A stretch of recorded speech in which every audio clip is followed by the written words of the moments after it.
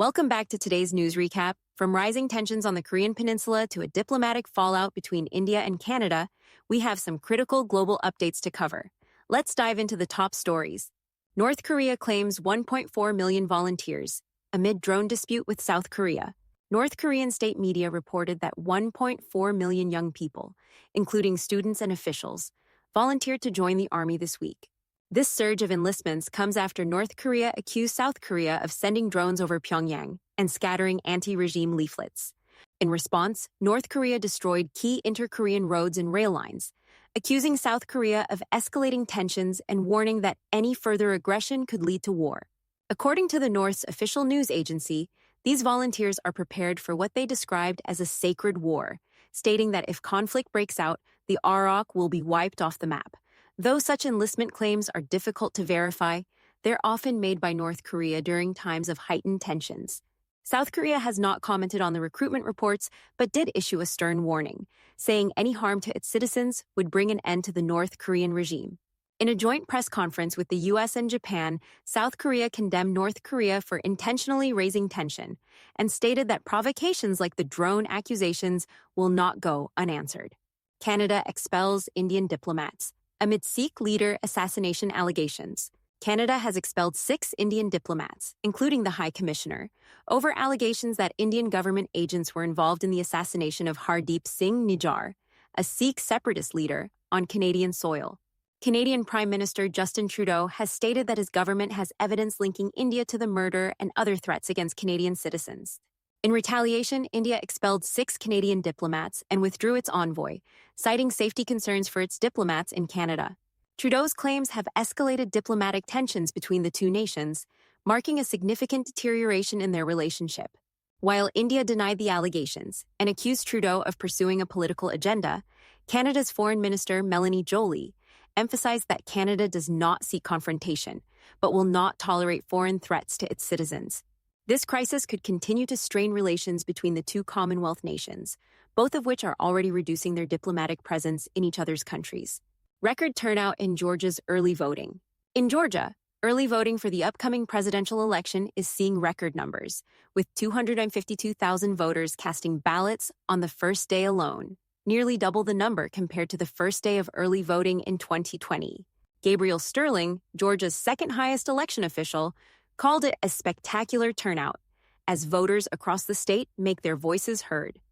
Many party leaders have encouraged their base to vote early.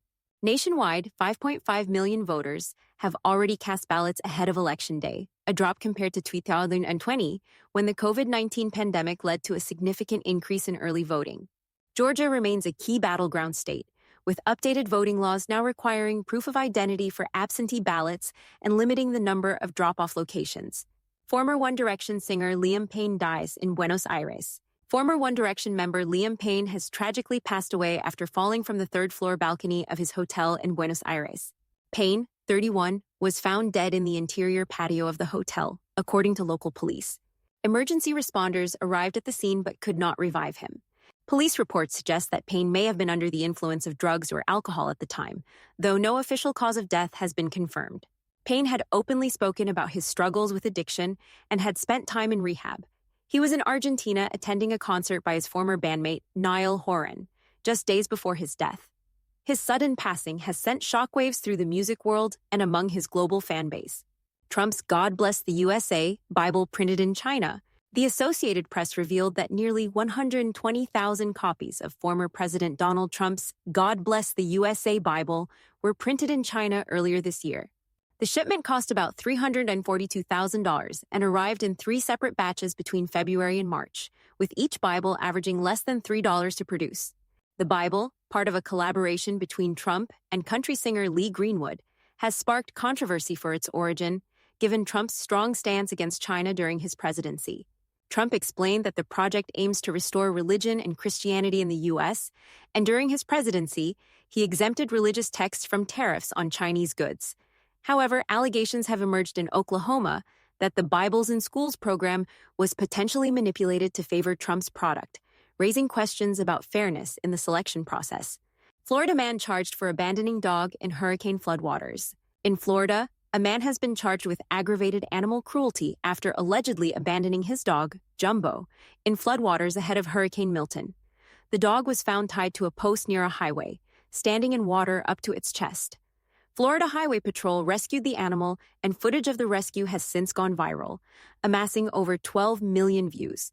The man, Aldama Garcia, claimed he left the dog because he was fleeing the state and couldn't find care for it. He later attempted to reclaim Jumbo at the shelter, but eventually surrendered ownership. The dog, now renamed Trooper, is being adopted by a new family. Florida Governor Ron DeSantis called the incident inhumane, and Trooper has received hundreds of adoption offers from all over the country.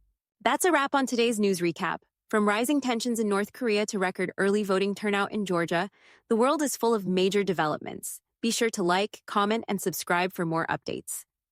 See you next time.